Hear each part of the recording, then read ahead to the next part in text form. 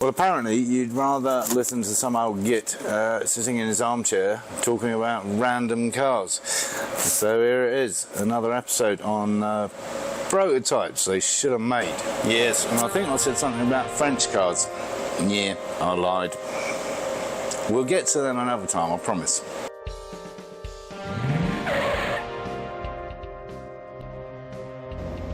Yes, indeed, folks. Apparently some of you prefer the ramblings of an old man sitting in his chair with his various opinions on things. And I appreciate it. It's a lot less hard work than building bikes and bumper cars. Well, actually it's not. I have to do a lot of research. So, as I said, we won't be exploring French cars this time around. Although I might do a whole episode on fantastic French cars. Anyway, enough of that. As I said, we're going to be looking at American stuff, a little bit of German, British, and of course Italian. Where shall we start? Yes, of course, it's the magic of Mitchell, Mr. Bill Mitchell and Larry Shinoda. And no, it's not a Corvette.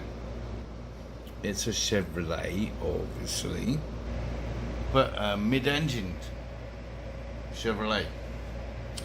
Which they were experimenting with a lot at that point, and actually they produced one, the Corvair, and it is a Corvair, but of course not this one, because that obviously went into production. And I've considered buying one. Actually, I kind of like them. They're just kind of quirky. They're just so not Chevrolet. Rear-engined, right? Not mid-engined.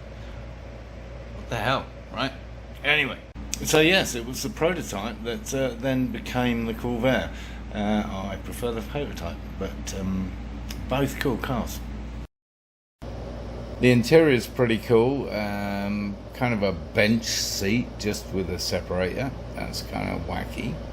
But overall, just a really nice looking car. And obviously it shared the rear lights of the actual Corvair, pretty much, the twin round rear lights. Apart from that, gotta say the headlights situation is a bit hideous when they open up. It looks like something out of Alien, I think. The rear section was a clamshell type affair, like the Stratos and Mura and others around at the time. And the whole kind of midsection also kind of clamshelled up to allow access to the car. There's some really lovely detail on this car. I love these side air intakes, really nice piece of design, and the grills on top as well, obviously to feed that mid-engine motor with its air, keep it cool. So both the prototype and the production model shared similar motors, pretty much the same, flat air-cooled 6-cylinder. How very Porsche of you. There was really no need to go the whole hog and throw it out the back though. I mean, you could have kept it in the middle, would have been better. So yeah, that was a 1962 Corvair Monza GT, a fine looking car. And from the same kind of stable, I guess, we're moving on a little, decade or so, under the auspices of none other than John DeLorean. Yes, the Pontiac Banshee. What a fine looking motor. Again, Stingray-ish, obviously. And this went through a number of renditions throughout history. The last of which, I believe, was this hideous piece of shit, which, yeah. Anyway, let's stick with the pre-one. The first one. As I said, very Stingray-ish in its overall shape and form.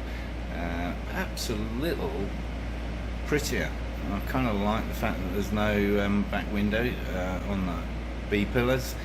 Kind of like the front grille and the pop-up lights. Almost Ferrari-esque, Maserati-esque. Unlike the Corvair, the Pontiac was much more traditional in its layout and format. A nice big V8 up front. Despite the fact that it's very Corvette looking, it was actually Pontiac's exploration into coming up with a competitor, if you like, for the Camaro, and that of course was the Firebird. Although I'm a fan of 69 Corvettes, I think the Firebird was even prettier myself.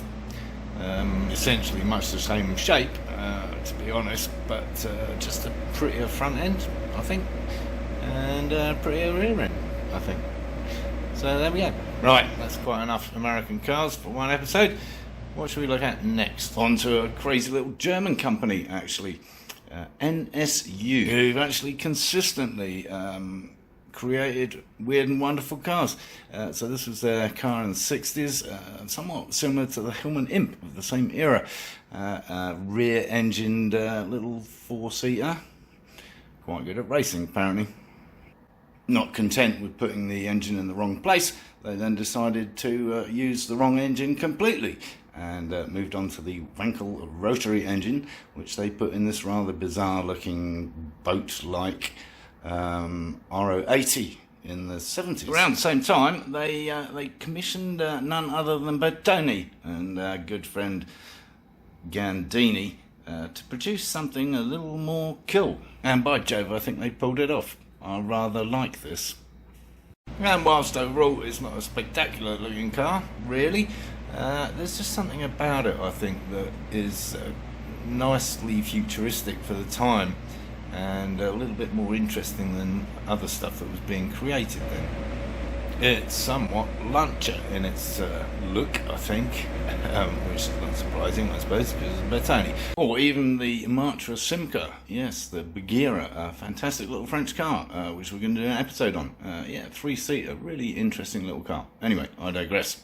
Yeah, it's just the details of it. There's some really nice little details. The single wiper blade is obviously pretty racy and sits on top of what I would say is a Stratos-esque windscreen. I think they just nicked one out of the factory, honestly. Yeah, I really love the lights at the front when they're both showing and obscured. A beautiful treatment. And of course, nowadays that would be one giant LED strip, which would be even cooler. And the backlights, the rear lights are beautifully simple. Likewise, there is simplicity in the wheels, similar to what we have in America here for hot rods, Moonies. Yeah, so just a beautifully simple disc. On the subject of which I particularly like these vents on the rear pillar.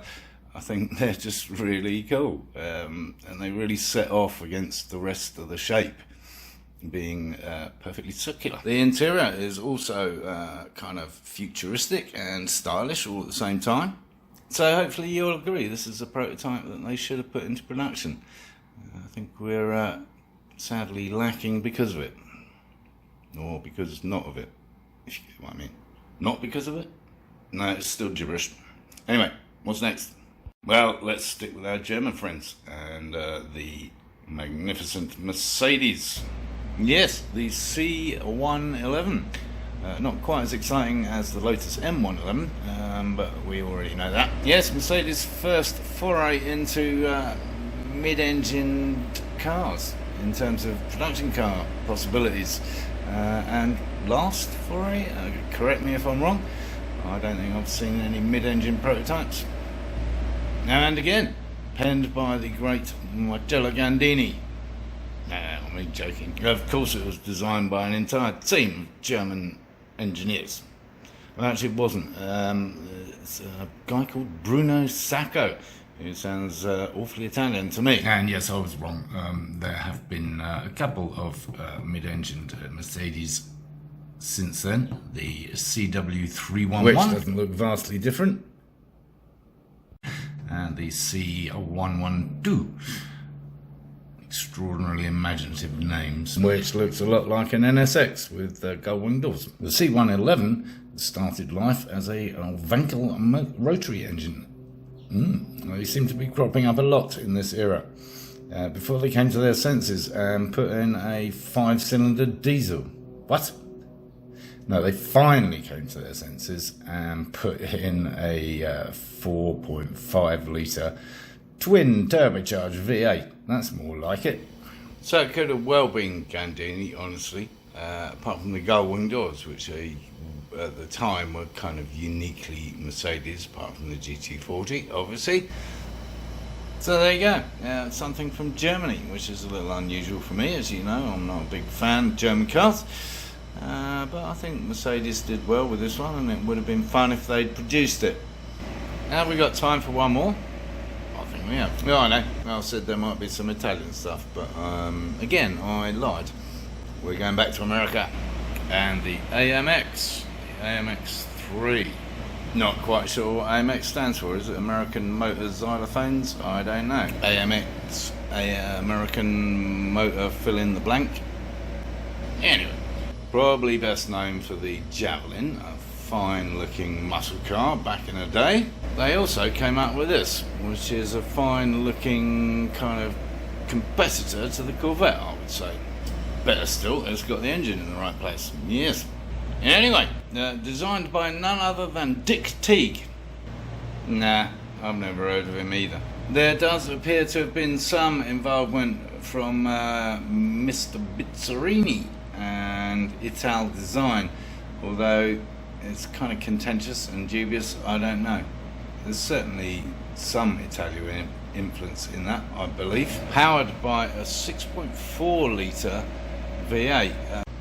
Either way, whoever designed it, it's rather striking, I have to say. Shame it never came to fruition, honestly. And actually, I like this. Apparently, it's like the second rendition of it, which is kind of more curvy and smooth.